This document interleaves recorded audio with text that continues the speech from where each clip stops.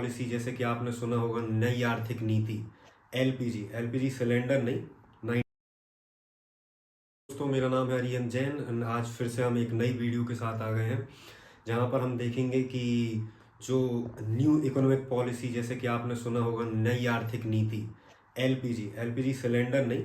1991 के अंदर जो न्यू इकोनॉमिक पॉलिसी हमारे इंडिया के अंदर आई थी, उसका बैकग्राउंड भी जानेंगे, उसका परिदृश्य भी जानेंगे कि इसके पीछे क्या रीज़न था, क्या ऐसा हुआ उन 40 सालों में 1950 से लेकर 1990 तक कि हमें न्यू इकोनॉमिक पॉलिसीज लाने की ज़रूरत पड़ी।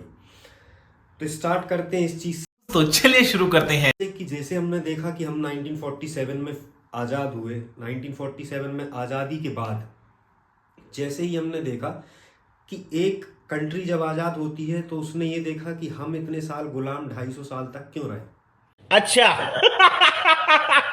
सबसे पहली चीज दिमाग में यही आती उस कंट्री की। तो वो कहते हैं ना कि दूध का जला भी छाछ भी फूक फूक के पीता है। तो सबसे पहले तो हमारी कंट्री ने एक चीज अपनाई कि अब हम ओपन इकोनॉमी अपनी नहीं रखेंगे।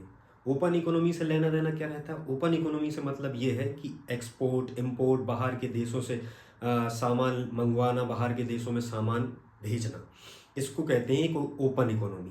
बट 1950 के बाद हमने अपनाया कि हम क्लोज्ड इकोनॉमी ही रहेंगे। जैसे कि अभी मैंने आपसे कहा कि हम 250 साल तक गुलाम रहे, सिर्फ और सिर्फ किस कारण?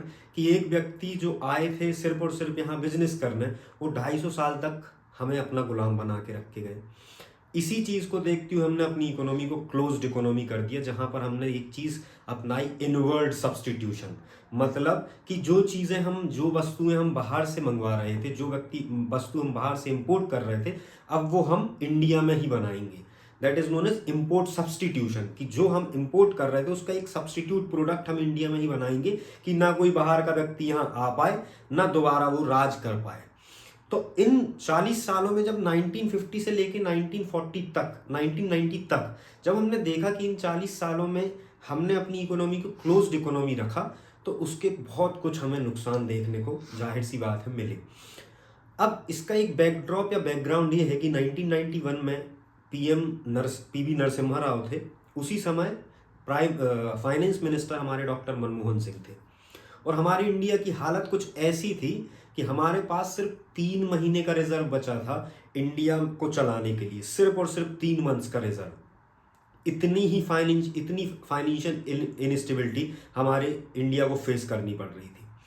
अगर उस टाइम डॉक्टर मनमोहन सिंह ऐसा कदम ना उठाते तो हमारा देश आज जहां पर खड़ा है उससे कई साल पीछे होता।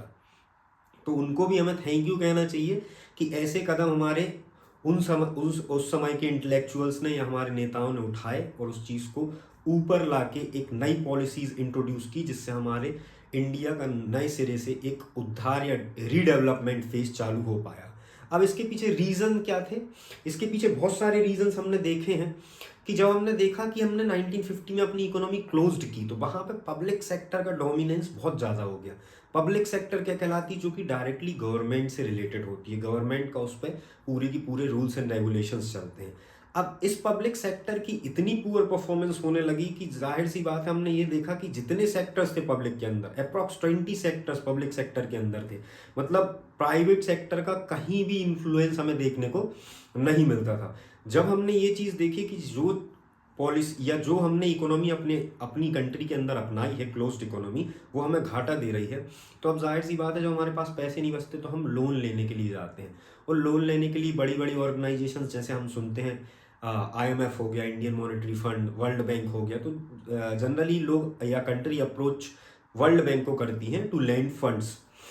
जब फाइनेंस मिनिस्टर मनमोहन सिंह ने अप्रोच किया वर्ल्ड बैंक को, तो वर्ल्ड बैंक का हमेशा से एक क्राइटेरिया रहता है कि वो लोन तो प्रोवाइड करते हैं बट कुछ शर्तें रखते हैं आपके सामने कि आपको ऐसे भी चेंजेस करने पड़ेंगे अपनी इकोनॉमी में, ये चीज़ें करनी पड़ेंगी। तो जो हम बोलते हैं कि एलपीजी इंट्रोड्यूस इंडिया के लोगों की द्वारा की गई थी, वह एक्चुअल में इंडिया के लोगों के द्वारा नहीं की गई थी। जब हम वर्ल्ड बैंक में लोन लेने के लिए गए तो वर्ल्ड बैंक ने हमारे सामने कुछ शर्तें रखी, उनमें से एक थी एलपीजी सिलेंडर नहीं, इसका फुल फॉर्म है लिबरलाइजेशन, प्राइवेटाइजेशन और ग्लोबलाइजेशन, जो कि आप देखते हो न्यू इकोनॉमिक रिफॉर्म 1991 के अंदर।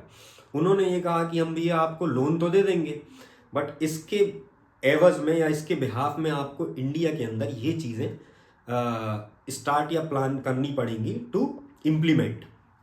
अब धीरे धीरे जब ये चीज़ हुई तो जाहिर सी बात है मनमोहन सिंह जी भी इकोनॉमिस्ट बहुत बड़े रहे हैं, तो उन्होंने उसको इस चीज़ को एनालाइज किया, देखा कि इससे देश देश हमारा ही डेवलप होगा और ये अच्छी चीज़ है। तो 1991 में ये कॉन्सेप्ट निकल के आया एलपीजी।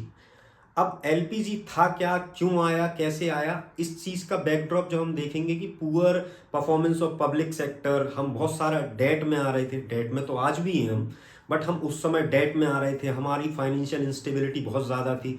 तो इन सब को देखते हुए हमने ये 3 कॉन्सेप्ट अपनी इकोनॉमी के अंदर लगाए और अपनी इकोनॉमी को ओपन इकोनॉमी कर दिया। अब आपको क्लोज्ड और ओपन का मतलब समझ में जाहिर सी बात है आ रहा होगा। तो यहाँ पे हम देखेंगे अब लिबरलाइजेशन वर्ड से मतलब क्या है। Liberalisation word itself says liberal. अब यहाँ पर जो पब्लिक सेक्टर की बहुत सारी डोमिनेंस या rules and regulation directly government के चल रहे थे, यहाँ पर गवर्नमेंट थोड़ी लिबरल हो गई related to rules and regulations. जो लाइसेंसिंग सिस्टम चल रहा था कि विदाउट लाइसेंस आप इतना प्रोडक्शन नहीं कर सकते, विदाउट लाइसेंस आप ये कंपनी नहीं खोल सकते, उसमें गवर्नमेंट ने छूट दे दी कि अब एक कोई भी व्यक्ति अपने गली में मोहल्ले में दुकान खोल सकता है विद परमिशन ऑफ म्यूनसिपैलिटी, और वो बहुत परमिशन लिबरल रहेगी। पहले ये परमिशन इतनी रिजिड या स्टिफ थी कि एक आम नागरिक अपना कोई बिजनेस खोलने के लिए सोचता ही नहीं था, क्योंकि उसको पता था इतना डॉक्यूमेंटेशन होगा कि हम कुछ कर ही नहीं पाएंगे। तो लिबरलाइजेशन के अंदर हमने ये देखा कि रिडक्शन ऑफ लाइसेंसिंग सिस्टम या लाइसेंसिंग सिस्टम का हमने अबॉलिश ही कर दिया, एक प्रकार से बहुत लिबरल सिस्टम बना दिया कि हर कोई व्यक्ति मोटिवेट हो to run its own business.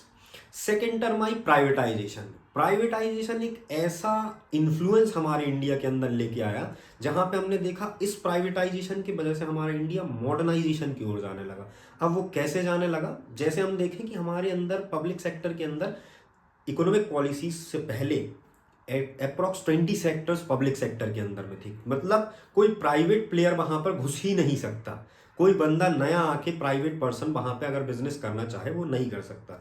एक एग्जांपल के तौर पे समझे कि हम शुरू से देखते आए बीएसएनएल, उसके अलावा कोई भी कंपटीशन नहीं था 1990 के पहले टेलीकम्युनिकेशन सेक्टर में। आज हम देखते हैं जियो कितना रैपिडली ये पर्टिकुलर कंपनी ग्रो कर रही है।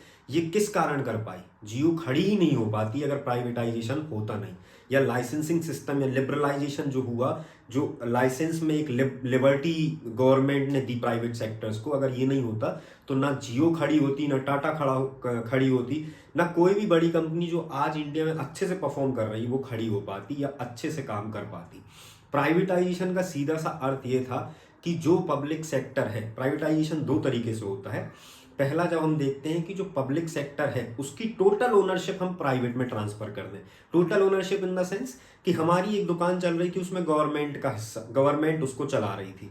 अब गवर्नमेंट ने क्या किया कि भैया हमारे बस का नहीं है, हम डायरेक्ट उठा के एक व्यक्ति को बेच देते हैं कि अब आपको ही ये चलाना है। That is transfer of ownership. Total हमने क्या कर दिया, उस पर्टिकुलर सेक्टर को प्राइवेट को दे दिया। दूसरा प्राइवेटाइजेशन हो सकता है डिसइन्वेस्टमेंट से। डिसइन्वेस्टमेंट इन द सेंस कि जो पर्टिकुलर कंपनी पब्लिक सेक्टर के अंडर में है या गवर्नमेंट रन कर रही है, उसका कुछ हिस्सा हम डिसइन्वेस्ट कर दें। डिसइन्वेस्ट मतलब दूसरों को दे दें या प्राइवेट सेक्टर्स को दे दें कि अब आप भी आके इस सेक्टर में अपना काम कर सकते हैं। टेलीकम्युनिकेशन में भी ऐसे ही हुआ। तो टेलीकम्युनिकेशन में जब ये चीज़ें हुई तो जियो आई, एयरटेल आई, आइडिया आई, वोडाफोन आई, एयरसेल आई। अब अगर हम देखें जियो अगर नहीं आती तो ना हम इतनी न्यू टेक्नोलॉजीज से अपडेट हो पाते, अपग्रेड हो पाते या फैमिलियर हो पाते, ना इंडिया इतना मॉडर्नाइजेशन की ओर बढ़ पाता। ये तो हुआ प्राइवेटाइजेशन। इससे भी बहुत हमारी इकोनॉमी के अंदर इम्पैक्ट पड़े, जो कि आज हम देख ही रहे हैं। तीसरा आता है ग्लोबलाइजेशन। अब globalisation word itself says global, मतलब हमारी कनेक्टिविटी बढ़ना through all around the world. हमारी इंडिया, हम अपने इंडिया को एक्सेसिबल बना रहे हैं दूसरे मार्केट्स के लिए कि आप भी हमारे इंडिया में आकर अपना व्यापार कर सकते हैं, और हम इंडियंस को भी ये फ्रीडम दे रहे हैं कि आप भी बाहर जाके अपना व्यापार फैला सकते हैं। ये पहले 1990 तक नहीं था क्योंकि हम क्लोज्ड इकोनॉमी फॉलो कर रहे थे। इस ग्लोबलाइजेशन के आने की वजह से बहुत सारी एमएनसीज कंपनी हमारे इंडिया में आई। हमारी कंपनीज जो डोमेस्टिक कंपनीज थी वो बाहर इंडिया के गई। अब इन दोनों चीज़ें होने से ये होता है कि इंपोर्ट एक्सपोर्ट दोनों बढ़ता है। अगर हम बाहर की कंपनीज यहाँ लेके आ रहे हैं तो हम जाहिर सी बात है उनमें टैक्स लगाएंगे तो वो जो टैक्स है वो हमारे गवर्नमेंट के पास जाएगा और वो डेवलपमेंट के काम में आएगा। इसी ग्लोबलाइजेशन की वजह से हमारा इंफ्रास्ट्रक्चर डेवलपमेंट जो है वो बहुत सुधर गया, क्योंकि जब नई नई कंपनीज आएंगी तो वो एक्सेसिबल तो होंगी इंडिया के अंदर, लेकिन उनको चाहिए इंफ्रास्ट्रक्चर, रोड अच्छा होना चाहिए, ट्रांसपोर्ट अच्छा होना चाहिए, कंज्यूमर्स अच्छे होने चाहिए, बिल्डिंग इंफ्रास्ट्रक्चर अच्छा होना चाहिए, तब जाके एक कंपनी, बाहर की कंपनी इंडिया में एस्टेब्लिश होगी या अपना सेटअप लगाएगी।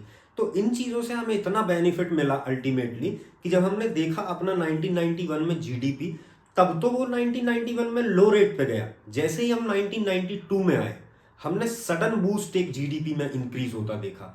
तो जो फाइनेंशियल स्टेबिलिटी में हम 1990 में थे वो 1992 आते आते इंडिया फाइनेंशियल इनस्टेबिलिटी की जगह फाइनेंशियल स्टेबिलिटी में आने लगा, और वही 2000 फेज स्टार्ट होते होते इंडिया एक रीडेवलपमेंट फेज में आकर आगे बढ़ने की ओर चलने लगा, और न्यू इंडस्ट्रीज इंडिया में एस्टेब्लिश होने लगी, जिससे हमें बहुत सारी डेवलपमेंट देखने को मिले, जिससे हमारे जो पैटर्न है एक इंडियन ऑडियंस का या इंडियन कंज्यूमर्स का टू बाय समथिंग और to take services from something, इन चीज़ों का माइंडसेट एक चेंज हो गया after this new economic policies. तो आई होप कि आपको इस चीज़ से ये समझ में आया होगा, एक बेसिक अंडरस्टैंडिंग आई होगी कि न्यू इकोनॉमिक पॉलिसी के अंदर क्या था। इसका मैंने आपको बैकड्रॉप भी बताया कि इसके पीछे की कहानी क्या है और आगे इससे क्या इम्पैक्ट पड़ा हमारी इंडियन इकोनॉमी में, ये भी बताया। आगे हम ट्राई कर रहे हैं कि जितना भी 12th का सिलेबस है, whether it is macro economics और माइक्रो इकोनॉमिक्स, उसके चैप्टर 1 से लेके लास्ट चैप्टर तक जितने भी कॉन्सेप्ट्स हैं या जितना भी उस चैप्टर में बताया गया है, हम चैप्टर वाइज चैप्टर उनको कवर करें कि ये काम आ सके 12th के स्टूडेंट्स को, और अब उनका एग्जाम आने वाला है तो उससे उनको हेल्प हो सके to learn these topics easily. तो इसके साथ मैं इस वीडियो को यहीं एंड करता हूँ, और आगे की वीडियो में आपको 12th के कॉन्सेप्ट देखने को मिलेंगे। जय हिंद।